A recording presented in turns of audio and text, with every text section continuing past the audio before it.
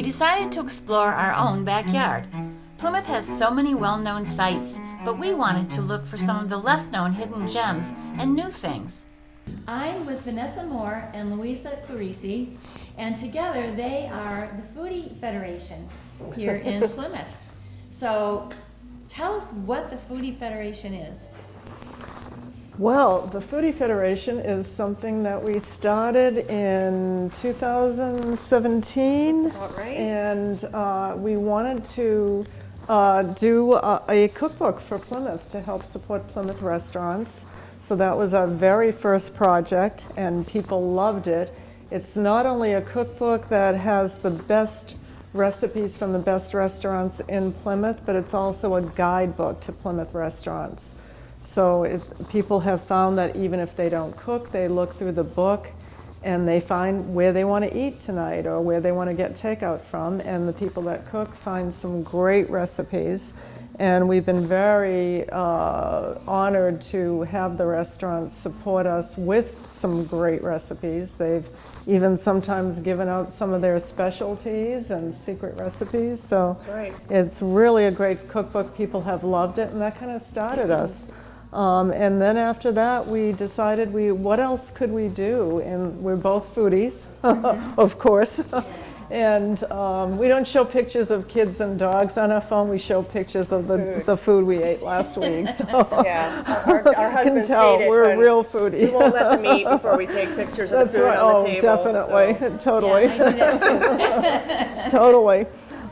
So we decided what else can we do, and we've gone and created a few other projects. One of our newest is the Deliciosity deck, and that's actually a real tarot deck, but with a foodie theme. And the Deliciosity is all about living in the state of deliciousness and being nurtured by the world. And the tarot deck, if you're not familiar with, it's a 78 card deck. They're really ancient. They're ancient symbols.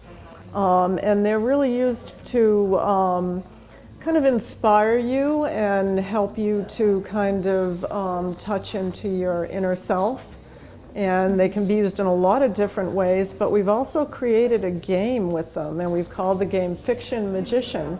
And it's really fun, and you don't need anything. All you need is the deck, and it's a fun game to play with a couple of people, even with No two. math. No math, which is huge. No writing down any scores. Huge. It's very easy. Definitely. So, and then our little mascot on here is also in our cookbook, and people have loved the little octopus. He seems to come up everywhere, so we've named him Ocho. And Ocho is a chef and on our deck now, and we've created some projects with Ocho. Vanessa has been incredibly creative with Ocho. I got more in the works. I got can't some wait. surprises for you. Oh boy. And because you're a graphic designer, Yes, right? that's right. Yeah. Yes. So actually, we all met in BNI networking group a long time ago. Yeah. And I've known Louisa for years. And then after we had finished this, we were sitting around one day talking, and she just happened to mention that she collected tarot decks and that she knew all about tarot. And I had known her for years and didn't know any of this about you. And so we thought it would be really neat to continue our foodie theme with this. And I've learned a lot because I knew nothing about tarot when we started this. And it's funny, like now I'm slightly educating people about it because I'm learning as I go. But for example, my husband kept calling it a game, and I said, no, it's not a game. It's a tool, you know. Just and some people think it's a cult or something. I said, no. It's think of it like a psychoanalysis tool. Like when you draw a card, it doesn't matter what the card is. There's no good or bad. It's just a way to have a method of introspection, so you can kind of just guide yourself on. Well, let me analyze what I'm doing right now and see if this makes me think of something that I could do better. So that's basically all it is. Many people meditate with them every day, or pick a card just to guide you for the day, and you might pick something like balance, you know, or a nurturing, love, all kinds of things, but they're basically the major symbols of our life. And, you know, in a very condensed form. So they're, you know, a great tool to, you might pick one and say, oh, I've been thinking I could use more balance in my life, so this is perfect. I'm going to put this balance card right up there on my deck, on my table, and you know, kind of meditate on it, think about it during the day, and hopefully have a more inspired and more delicious day. It does have a few cards that highlight some towns around the state too. We've got a Plymouth card in there. We've got a Salem card in there. We've Yeah. also got Newport. Yeah, So Newport, any yeah. place that we felt had some good food to offer. New York, Barcelona. It's Yeah. like a worldwide, Yeah, just delicious theme going Food on. from around the world, So they're fun cards. You And learn I a came little. to your opening where you introduced the cards here at Books and Sundry, and that was a lot of fun. I had a reading, that was Yeah. fun. Yeah. it was So So great what to we're see hoping, you. another thing that we're hoping to do is come into people's homes, you know, when they feel comfortable. If they have certain friends of theirs that are into tarot, then they can have a little party and we'll come and do readings at your house. So you don't have to go out in public, you don't have to be nervous about anything, just very low key. And so we could have fun doing it that way too. Sounds like fun. Yeah, it is. People, It's all food, about and the fun. wine, it's all good. Could be And better. tarot cards. Excellent. And this just reminded me of our newest product, our Life is Delicious coffee mug. And there's Ocho. Yeah. There's Ocho again, yeah. He's adorable. And we also have chocolate frosting on that one. Life is always more delicious Because than it's chocolate. delicious. You have to have chocolate in your life, right? Right. Debbie would know about that. Do you have anything else that you? We have all sorts of products that are ancillary to this, such as Yeah. a puzzle with all the cards on the front. Yeah. Because obviously during COVID, a lot of people got into puzzles. Yeah. Yes. I know there was always one going in my house. So Yeah. we developed, it's a very large puzzle. I think it's 19 by 27, and we've got two versions. One has 1,000 pieces and one has 500. So Oh. they will keep you busy for a while. And they're But beautiful. They're really pretty. So. Yeah, the deck that Vanessa designed, the pictures are so beautiful, the colors are beautiful. People keep looking at them and saying, I just want to look at them, they're so pretty Yeah. and I know, I think colorful. we and should make some it's a great puzzle shirts and for that reason. Yeah, banners yeah. and We're gonna flags and all make you sorts of an things. Ocho t-shirt. Oh, yeah, absolutely. Add it to my Two Grannies on the Road t-shirts. Yes. That's right. So where can people get your products? Well, right now, here at Books and Sundry, downtown Plymouth, Yeah. this is such a great store. She's got so much more than books in here. Yeah. All Gifts, sorts of all kinds of homemade things. things from people around town, beautiful pottery, shirts, all sorts of things. So Yeah. Yeah. this is a fun place to come. And it's just a beautiful, great place if you love to read, to just come in and browse and find a fabulous book. So it's a great addition to Plymouth. It's Yeah. new, and It is. we're honored to have our products here. Excellent. Great local products. Yes, thank you. Yep. What made you come to this? You're a writer, right? Yes, yeah. I started years ago with poetry, and my poetry was really little short stories, people kept saying, so I realized, well, maybe I could write short stories, so I kind of graduated to short stories, and my favorite genre is mystery, so I've published some mystery stories. I actually have 3 mystery stories published in Best New England Crime and Suspense, Wow. which I'm very proud of.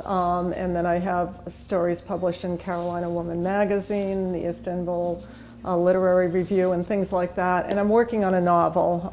I kind of decided I don't really love killing people on paper, which you kind of have to do for a mystery. I really would rather see them eating. But I have to tell you, this book would be nothing without her, because she put her heart into every little story that she did about every restaurant. So every time you read about the restaurant, this is not just why they're there and Right. where they're located. This is a true story of their coming to be. Well, So I love to go very out sweet. to eat, and for me, going out to eat isn't always just about the food. It's about the ambiance. Oh, sure. Yes. Sure. It's about, and when you choose where you want to eat, sometimes you're in the mood for something really casual. Sometimes you want to get dressed up and go someplace fancy. And let's face it, so, Plymouth isn't all about fish and chips anymore. Right, I mean, yeah. there's a lot going on here in the there restaurant sure is. community. So Yeah, Yeah. absolutely. yeah. So So we we have try so to many get that word out. choices. Yep. Yeah, we have so many choices. It's great. So. Yeah. So it was the kind of book that I wanted, because a lot of times when I've wanted to go out to eat, I've been like, well, I really would like a sandwich, but that isn't the kind of place I want to sit tonight. You know, I want to be by the water tonight, or I want to be someplace more casual or wherever. So kind of tells the reader kind of, you know, where you might like to be. So this whole book came about because I was in New Orleans visiting, and you know, New Orleans is all about food to me, right? So, so we noticed that every time we went into a restaurant, a lot of the restaurants had a little beautiful table set up at the entryway, and they had cookbooks there that housed recipes from all the restaurants in that area. And I was, why don't we have that in Plymouth, you know? So that's where this came from, because it is for the tourists as well as the locals. I mean, it gives the locals a sense of pride, but it's also a really good guide for the tourists. So Absolutely. it fills both niches there. And I've done some recipes from that book as well. Excellent. My Good to husband hear. has got the blue-eyed crabs banana chicken wings. I'm very He's got that impressive one that down. he's done that. He doesn't even need to look at the recipe anymore. So wow. that's one of our favorites. Yeah, we also have local celebrities, their recipes in here. We have the head of the symphony. His mother's, mother's Greek lemon soup, which is fabulous. So. Well, thank you very much. Thank It's you. been really fun talking to you, and I think you're one of those hidden treasures in All right, Plymouth. folks. You know, Yeah, come to thank you. Plymouth, and I'm sure you'll see us around town. So. and follow you on Facebook, Foodie Yes. Foodie Federation. Federation, yeah, we're putting all kinds of new restaurant information on it. So Foodie Federation. Yeah, Join excellent. us. All right, thank you very much. Thank you. Thanks, Beth. All that talk about food made us hungry, so we went over to Carmen's Cafe Nicole for breakfast. Oh, isn't it? Haven't heard of red rose tea in years. Oh, yeah. My music teacher. So this has some chicken in it and salsa, so there's onions and tomatoes and peppers and cheese, cheddar cheese, and eggs. What could be better? I like lots of vegetables in my eggs.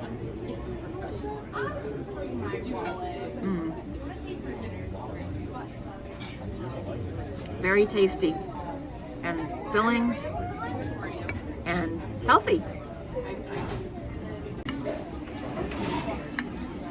How's your breakfast? It's yummy. It's bacon, asparagus, goat cheese, and eggs. And scallions, right? Mm-hmm. Yum.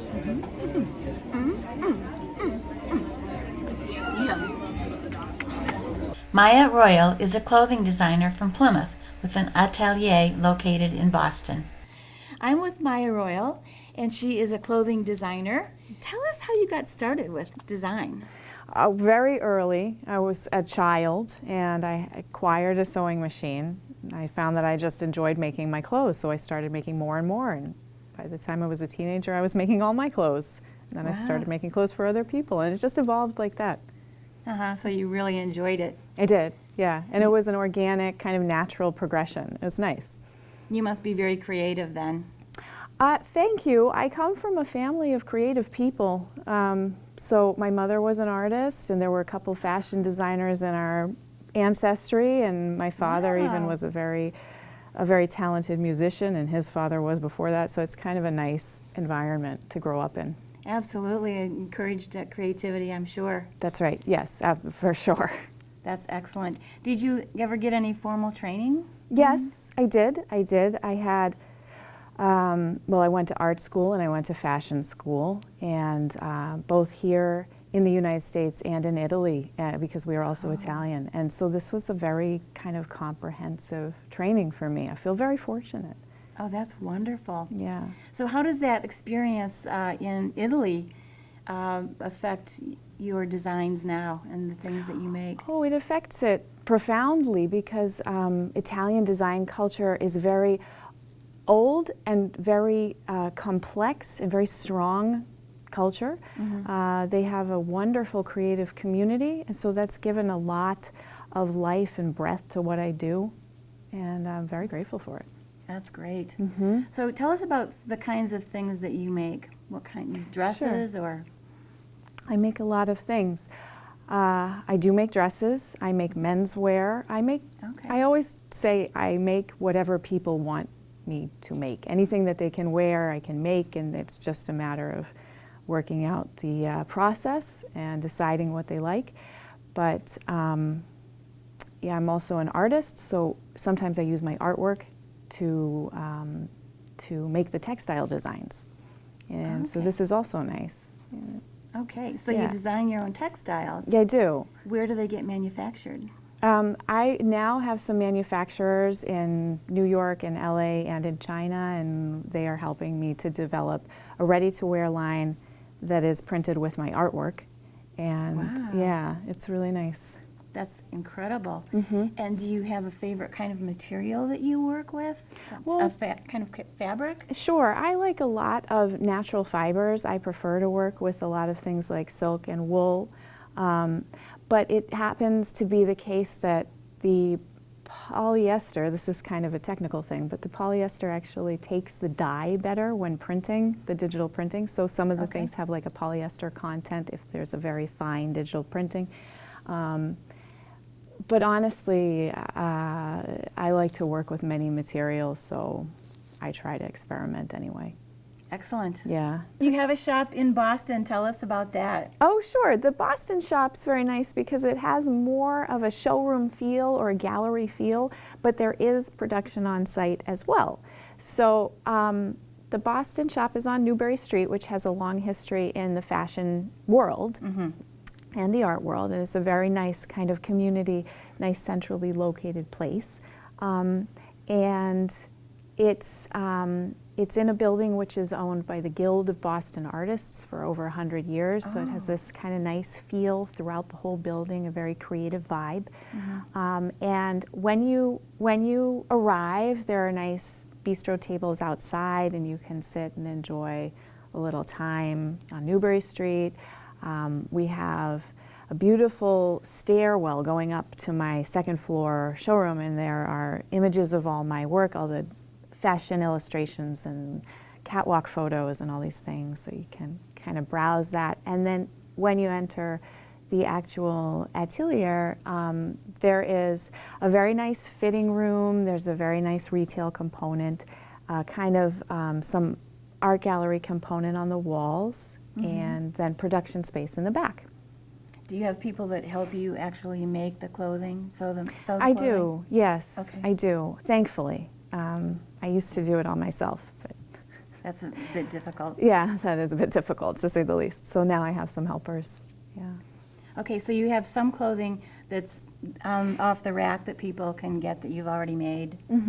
That's Okay. right, that's right. And Great. people can order a variety of things in some different kind of levels of customization, if you will. People can order ready-to-wear things. They can order things that are made to measure, which simply means that we have already defined the style, and we'll just take your measurements and make sure that the thing is made to fit you perfectly. Or they can order things that are fully custom, and they can come with an idea, and we'll start from scratch. Have you been in some major shows or fashion shows or just a lot of fashion Well, shows? Or? I have had fashion shows. So I've had fashion shows in Italy, and Okay. because of the pandemic, I'm only having my first fashion show here after many, many years, in about a week and a half. Oh. Yes. At your shop? Yes, That's wonderful. it's wonderful. So we are expecting between 150 and 200 people, and we'll have a nice, we had a photo shoot yesterday with all the models to get ready, and it's a very exciting thing.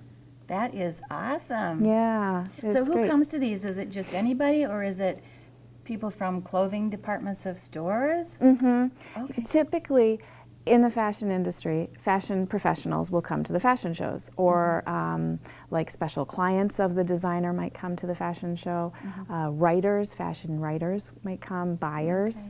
Okay. But in this case, I have opened it up to the public, so all kinds of different people will be there. How does your environmental awareness affect what you do and materials that you use? Well, it affects everything because the fashion industry as a whole is really giant. It's global. Anybody of any walk of life can find a job that utilizes their skills in the fashion industry because there are so many different kinds of activities that can be done. Okay. But the flip side of that is that things, as we know, nothing's perfect, and there are many problems in the fashion industry, including environmental effects. The carbon footprint of the fashion industry as a whole is significant. It's like a larger percent than some other industries. So for me, as a designer, I'm presented with a variety of choices. I can choose to work with manufacturers that may not be so environmentally conscious. I can choose to make everything quietly on my own and be very environmentally conscious. I can choose any number of approaches, and what I've chosen to do is to identify very much with the slow fashion movement as opposed to fast fashion. And that's why I make a lot of things by hand. It's why I choose very carefully the manufacturers that help me create things. And it's why, for example, my favorite supplier of fabric is located in Tuscany, and they exclusively resale, essentially, the surplus fabrics from the top designer houses that produce in Italy. So all these famous names that produce in Italy have some surplus fabrics, and they will then sell it to smaller designers. They're my favorite place to go for fabrics because it is sustainable in this way, and it's also very high quality. So I always offer to people, you know, these samples from this particular one. That's just an example. That's great, and then that material doesn't go to waste. Then it doesn't go to waste, and it's still the highest quality that you can offer, so you still feel good about that. And since fabric, there's a world of materials out there, so there's always a great selection. So I'm happy with that particular fabric warehouse or distributor.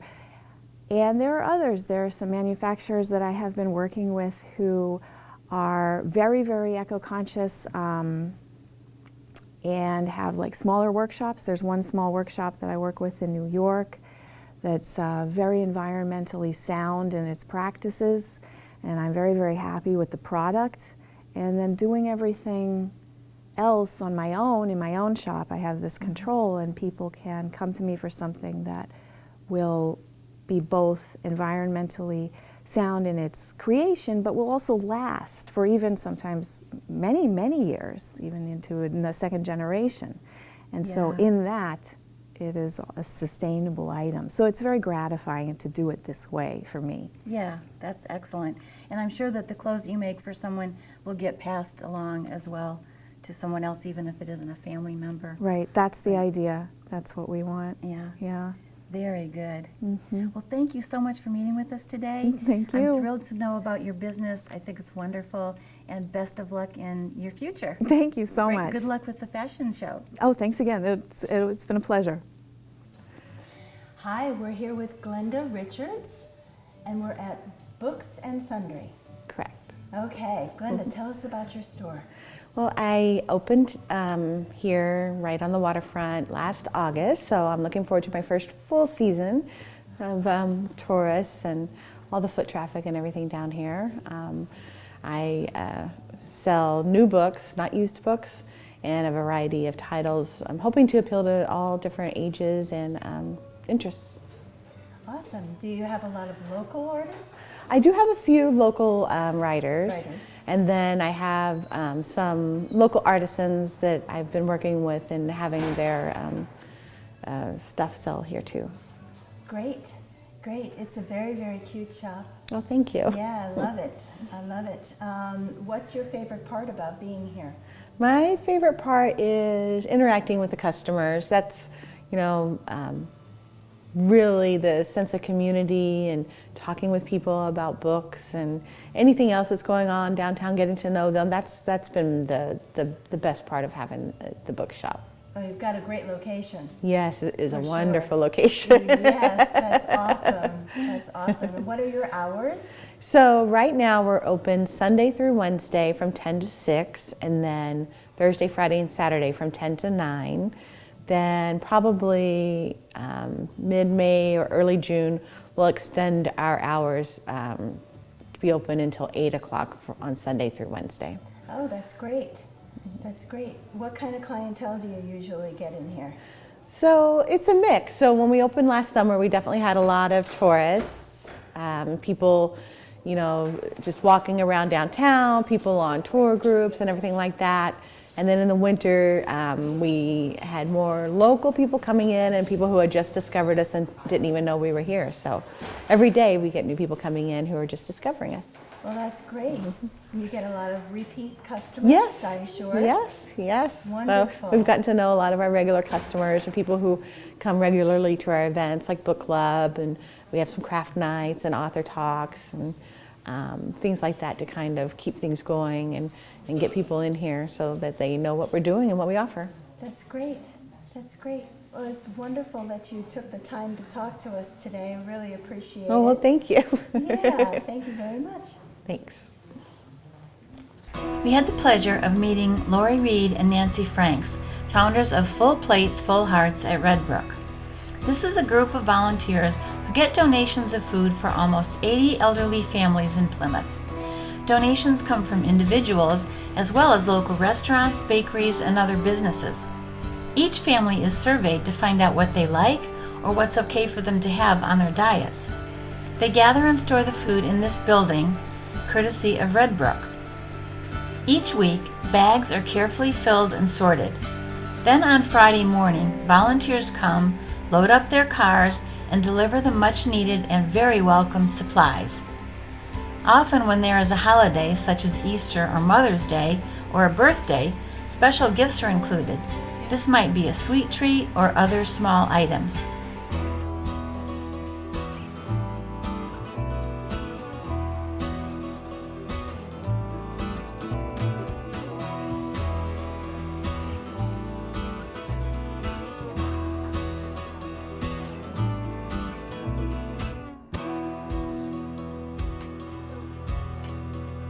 Go ahead. Yeah, just go ahead.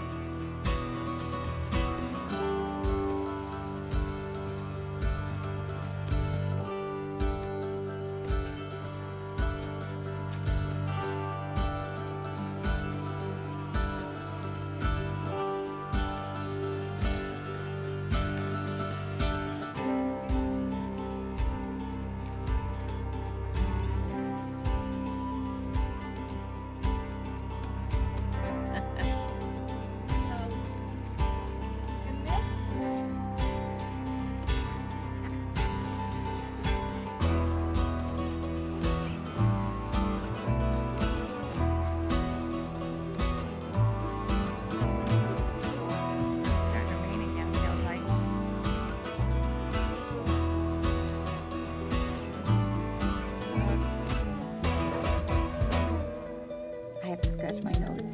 Oh, that's okay. We're not live. You get to edit that. Yeah, you can edit that. That's funny. I'll sketch mine too. That never happens to me, ever. Okay, back to a serious thing now. Yeah, that's all right. You can put that in the bloopers. Right, exactly.